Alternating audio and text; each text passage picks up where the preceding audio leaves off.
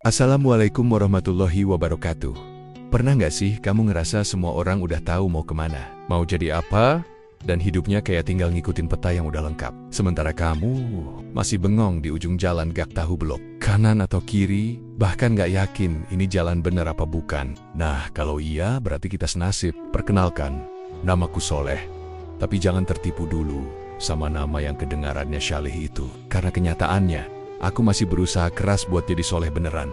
Yah, masih proses lah. Kayak mie instan yang belum diseduh. Aku termasuk generasi yang katanya melek digital. Hidup di era serba cepat, informasi di ujung jari, peluang di mana-mana. Tapi entah kenapa, hari-hariku lebih sering habis buat scroll TikTok, nontonin orang review makanan di Turki, lihat cewek-cewek cantik pakai baju estetik, dan sesekali nangis diam-diam pas lihat reels teman upload video lamaran yang romantis banget. Ada yang lamaran di atas gunung, ada yang surprise pakai drone, ada yang tunangan sambil ngaji bareng keluarga besar, dan aku masih ngaji sendirian di YouTube sambil rebahan, pakai sarung bolong yang entah sejak kapan gak dicuci.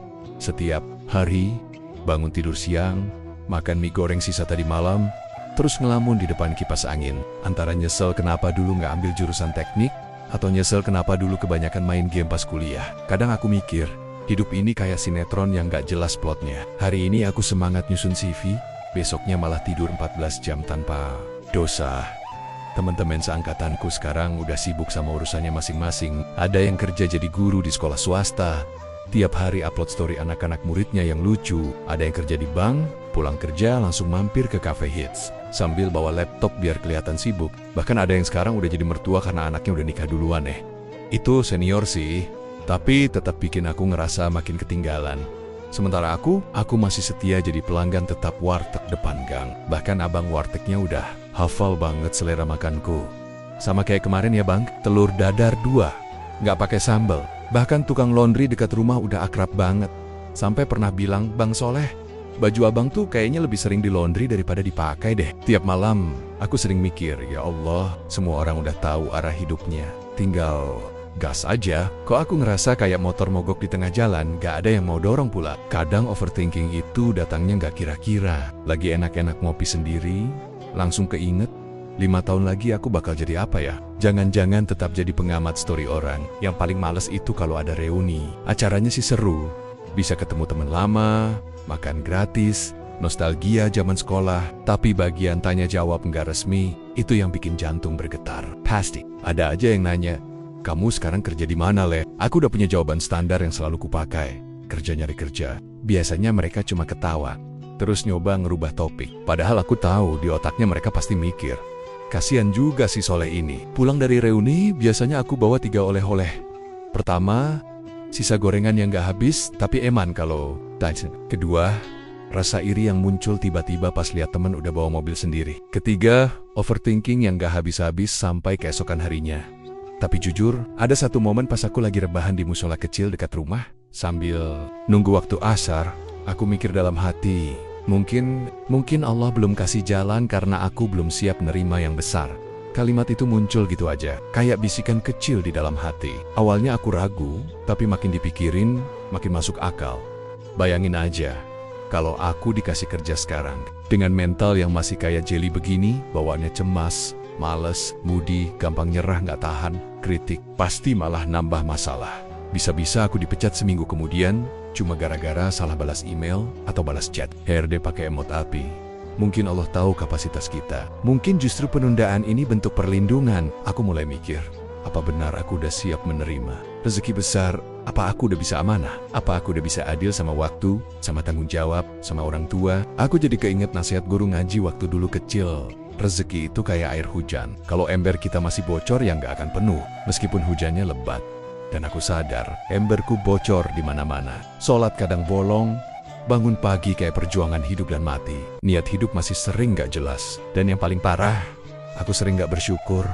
Aku pernah ngeluh, ya Allah, kenapa hidupku begini-begini aja? Padahal, kalau dihitung, nikmat Allah itu udah banyak banget. Aku masih punya rumah walau sempit.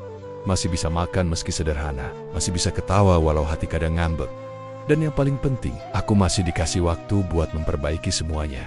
Dari situ, aku mulai coba bangun lebih pagi. Awalnya susah, Tapi aku set alarm pakai suara azan. Aku mulai sholat tahajud meskipun cuma 2 rakaat. Aku coba bersyukur tiap hari. Walaupun cuma karena dapat gorengan gratis dari warung sebelah. Tentu aja, perubahan gak langsung bikin aku kaya mendadak atau jadi influencer dakwah. Tapi setidaknya hatiku mulai tenang. Aku gak lagi buru-buru nyalip kehidupan orang. Aku pelan-pelan belajar ngatur hidupku sendiri. Dan satu hal lagi yang aku sadar, hidup bukan soal siapa yang paling duluan sampai, tapi siapa yang gak menyerah walau langkahnya lambat. Aku masih belum tahu pasti mau jadi apa. Tapi aku tahu sekarang, aku gak sendiri. Allah selalu ada, dan itu cukup buat aku terus jalan. Walau pelan, suatu hari, aku duduk sendiri di depan masjid. Bukan karena habis ngaji atau nunggu azan, tapi karena lagi pusing mikirin hidup. Ya, hidup yang katanya indah kalau disyukuri. Tapi kenyataannya, kadang pahitnya tuh kayak kopi hitam tanpa gula, yang lupa diaduk. Angin sore waktu itu adem banget, bikin pikiran yang semrawut agak kalem sedikit. Aku duduk di atas ubin masjid sambil selonjoran, liatin anak-anak kecil main bola pakai sandal jepit. Lucu juga mereka ketawa lepas, nggak mikirin skripsi, kerjaan, atau saldo ATM. Dunia mereka cuma tentang bola, temen, dan pulang sebelum dimarahin. Ibu, tiba-tiba dari kejauhan, aku lihat sosok yang gak asing. Jenggot putih, baju koko sederhana, senyum khas yang bikin adem. Beliau adalah Ustadz Hidayat, guru ngaji zaman aku kecil dulu. Waktu aku masih belum mengerti bedanya mim dan nun. Masih salah-salah baca huruf hijaiyah, dan sering ngelantur waktu disuruh hafalan. Beliau mendekat sambil senyum lebar. Aku langsung berdiri dan salim ke tangan beliau. Seperti refleks lama yang belum hilang. "Soleh, antum sekarang kerja apa?" tanya beliau sambil duduk di sampingku. Aku nyengir, agak malu. "Kerja, merenung." "Ustadz," beliau ketawa. Bukan ketawa mengejek, tapi ketawa tulus yang entah kenapa bikin aku ikut senyum. Walaupun jawabanku barusan itu miris banget kalau dipikir-pikir. Kerja merenung itu juga bagus, asalkan jangan kebablasan jawabnya. Sambil melirik ke arahku. "Dulu kamu kecil sering dicengin karena lambat ngaji, sekarang kamu dewasa malah lebih tenang dari yang lain." Aku kaget. "Tenang? Hah? Di rumah aja sering deg-degan tiap buka M-Banking. Saldo yang tadinya 4 digit, tiba-tiba tinggal 3 digit pas abis beli pulsa dan bayar kopi langganan. Kalau hidupku dianggap tenang, mungkin karena udah kebal, bukan karena bijak." Tapi Ustadz lanjut ngomong, sambil matanya ngeliatin langit yang udah mulai oranye. "Kadang Allah sengaja lambatin langkah kita, supaya kita nggak nabrak duluan. Bukan karena kamu bodoh, tapi karena Allah mau kamu belajar sabar." Aku diem. Rasanya kalimat itu bukan cuma masuk telinga, tapi langsung nyantol di dada. Aku nunduk, mikir, apa benar ya, selama ini aku selalu merasa paling lambat, paling ketinggalan, paling gak tahu arah. Tapi aku lupa, mungkin justru karena aku dilambatkan, aku bisa duduk sekarang dan mikir, bukan sibuk lari-larian ngejar sesuatu yang belum tentu buatku aku. Ingat banget, waktu SD dulu aku termasuk murid yang malas ngaji. Bacanya pelan, sering salah, dan paling sering kena tegur Ustadz Hidayat. Tapi anehnya, beliau nggak pernah marah yang galak. Beliau selalu sabar, kadang cuma ngelus dada, terus bilang, "Nggak apa-apa, yang penting usaha terus." Dan sekarang, setelah bertahun-tahun, aku ketemu beliau lagi. Dan yang beliau lihat dari aku justru ketenangan. Padahal, dalam hati, aku merasa justru sekarang aku lebih kacau dari dulu. Dulu masalahku cuma PR matematika, atau harus berani maju ke depan kelas. Sekarang masalahnya bisa dari rasa minder, rasa iri, rasa takut gagal, sampai rasa nyesel kenapa waktu dulu nggak belajar sungguh-sungguh. Ustadz Hidayat ngeliat aku yang mulai melamun. "Antum tahu nggak?" katanya pelan.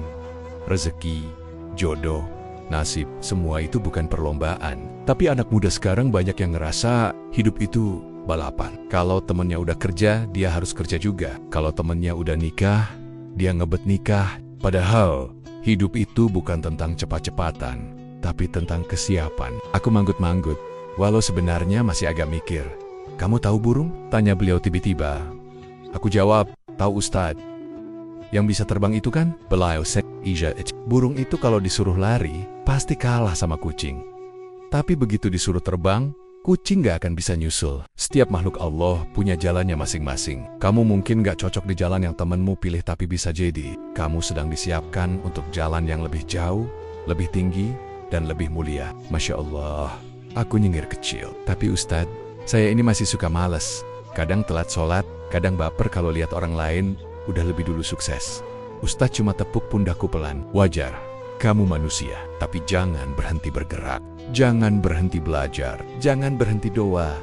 Allah itu maha tahu siapa yang bersungguh-sungguh dan siapa yang hanya pura-pura. Satu langkah kecil pun, kalau dilandasi niat yang tulus, bisa jadi besar di matanya. Aku mulai ngerasa kayak ditampar halus. Nggak pakai tangan, tapi pakai hikmah.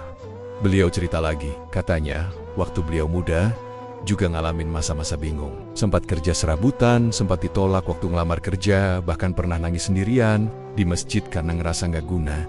Tapi saat itulah, saya belajar bahwa Allah nggak pernah tidur. Doa yang saya panjatkan waktu itu, ternyata Allah simpan, bukan Allah tolak. Sekarang baru saya rasakan hasilnya. Dan saya yakin, kamu juga lagi disimpan doanya. Aku mulai berkaca-kaca, tapi malu kalau ketahuan nangis di depan anak-anak kecil yang lagi main bola tadi. Masa aku kalah sama anak-anak kecil yang masih bisa ketawa-tawa di sore hari? Kami diam sebentar. Angin sore makin dingin, matahari mulai tenggelam. Ustadz Hidayat berdiri dan pamit. Tapi sebelum pergi, beliau bilang satu kalimat yang entah kenapa bikin aku susah tidur malam itu. Soleh, tenang itu bukan karena hidupmu mudah, tapi karena kamu percaya Allah yang ngatur semuanya. Setelah beliau pergi, aku duduk lagi di tempat semula. Tapi kali ini, rasanya berbeda. Hati yang tadinya sumpek, kayak dapat angin segar. Rasanya kayak baru minum air es setelah lari. Jauh di siang bolong, aku merenung. Mungkin memang selama ini aku terlalu sibuk ngebandingin langkahku dengan orang lain. Sibuk lihat story teman yang seakan-akan hidupnya sempurna. Sibuk ngeluh soal masa lalu. Tapi lupa bahwa bisa melangkah pun sudah nikmat luar biasa. Dari hari itu, aku mulai belajar buat lebih tenang. Belum berarti aku langsung berubah jadi super produktif atau mendadak sukses. Tapi setidaknya, aku nggak lagi benci sama prosesku sendiri. Aku mulai menghargai tiap langkah kecilku. Bangun pagi tanpa skip sholat subuh udah aku anggap pencapaian. Bisa bantu ibu masak di dapur udah aku anggap prestasi. Bisa nolak ajakan temen. Buat nongkrong sampai larut malam demi jaga waktu tidur, udah aku anggap kemenangan. Karena ternyata membandingkan diriku dengan orang lain cuma bikin aku lupa bersyukur. Dan dari semua yang aku pelajari, satu hal yang paling penting adalah ini. Allah nggak pernah nuntut aku jadi sempurna. Tapi Allah minta aku untuk nggak menyerah. Beberapa minggu setelah obrolan sore yang menampar halus bersama Ustaz Hidayat itu, aku mulai merasa ada yang berubah dalam cara pandangku. Bukan hidupku yang tiba-tiba berubah drastis. Bukan pula dompetku yang mendadak tebal. Tapi ada sesuatu yang rasanya kayak lebih ringan di hati. Entah kenapa, langkahku jadi lebih tenang. Pikiranku nggak seberisik biasanya. Dan yang paling penting, aku mulai bisa senyum tanpa alasan. Aku mulai bangun lebih pagi. Ya meski kadang tetap tidur lagi, tapi setidaknya niatnya udah ada. Aku mulai rajin buka laptop, bukan cuma buat nonton film atau scroll marketplace yang ujung-ujungnya nggak dibeli juga, tapi buat cari peluang, cari lowongan kerja, cari info beasiswa, dan cari tahu passion sendiri sebenarnya di mana. Tapi kali ini, niatnya beda. Bukan karena panik lihat teman udah jadi CEO, tapi karena aku pengen benar-benar mencoba. Niatku sederhana. Ya Allah, aku ikhtiar, tapi ridhomu yang aku tunggu. Doa itu sering aku ulang-ulang tiap kali habis sholat. Bahkan kadang sambil nyetrika baju, atau pas lagi masak mie. Dan anehnya, justru setelah aku merasa lebih ikhlas, lebih pasrah, lebih tenang, pintu-pintu kecil mulai terbuka. Awalnya aku pikir cuma kebetulan. Tapi kok ya kebetulan ini rasanya terlalu pas waktunya. Satu hari, temanku si Jamal yang dulu satu geng ngaji, pas kecil hubungin aku via chat. Dia bilang masjid di daerahnya butuh orang buat bantu desain konten dakwah. Iseng-iseng aku yain. Bukan karena jago desain, tapi karena iseng dan kebetulan aku punya aplikasi desain gratis di HP. Aku bantu bikin flyer pengajian remaja masjid. Sederhana banget. Gambar ustadz di tengah, tulisan tema, tanggal dan bonus quote Islami yang aku ambil dari Pinterest. Aku kirim ke dia. Nggak berharap apa-apa. Beberapa hari kemudian dia kirim pesan lagi. Katanya pengurus masjid suka sama desainku. Lalu mereka nawarin aku untuk jadi bagian dari tim kreatif buat komunitas remaja masjid. Kerjanya remote, fleksibel, dibayar meski nggak seberapa. Tapi yang bikin aku kaget bukan uangnya, melainkan rasa tenang yang muncul saat aku ngerjain. Biasanya kalau ngerjain hal yang gak dibayar mahal, aku bakal ngerasa rugi waktu. Tapi kali ini beda. Rasanya hati kayak adem, seolah-olah ini memang jalanku. Aku mulai rutin bantu bikin konten dakwah, bikin quotes singkat, narasi ringan tapi menyentuh, bahkan kadang ngisi voiceover buat video pendek. Aku belajar pelan-pelan, nonton tutorial di YouTube, tanya ke teman yang lebih jago, dan ya, dinikmati aja prosesnya. Suatu hari, aku lagi nongkrong sama teman lama yang kerja di kantor gede. Namanya Randy. Dulu dia paling semangat ngomporin kita buat cepet lulus, Cepet kerja, cepet punya rumah. Sekarang dia kerja di perusahaan multinasional. Gaji besar, tapi katanya sering lembur dan tiap hari dikejar deadline. Waktu itu dia nanya, "Ke aku, Le, lo sekarang sibuk ngapain?" Aku jawab santai, "Bantuin komunitas dakwah remaja, ngisi konten, bikin skrip, kadang jadi admin juga." Dia kaget terus bilang, "Wih, tapi lo kayaknya sekarang hidupnya lebih bahagia ya. Gak stres kayak gue. Tiap hari diburu target, telat dikit dimarahin." Aku cuma senyum. Dalam hati aku ngerasa, mungkin inilah yang selama ini aku cari. Bukan cuma kerjaan, tapi ketenangan, aku bilang ke dia. Mungkin karena gue udah berhenti lari di jalan orang dan mulai jalan di jalanku sendiri. Kalimat itu keluar begitu aja. Tapi setelah aku ucapkan, aku jadi merenung sendiri. Ya, benar juga. Selama ini aku lari-lari di trek orang lain.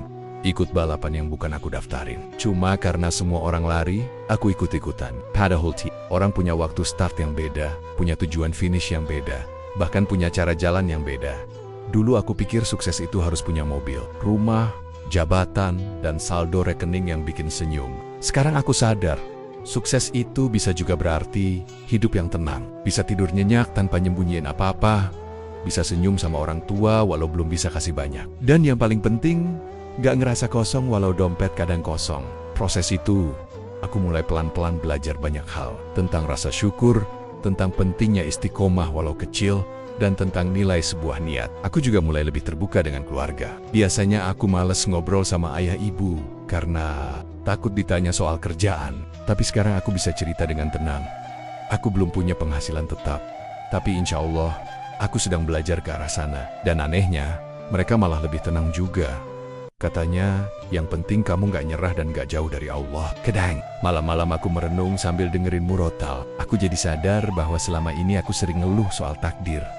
Tapi lupa kalau doaku masih terus Allah dengar. Kadang aku marah karena belum dikasih. Tapi aku juga sering lupa bersyukur atas yang udah dikasih. Allah itu gak pernah telat ngatur takdir. Yang sering telat itu kita.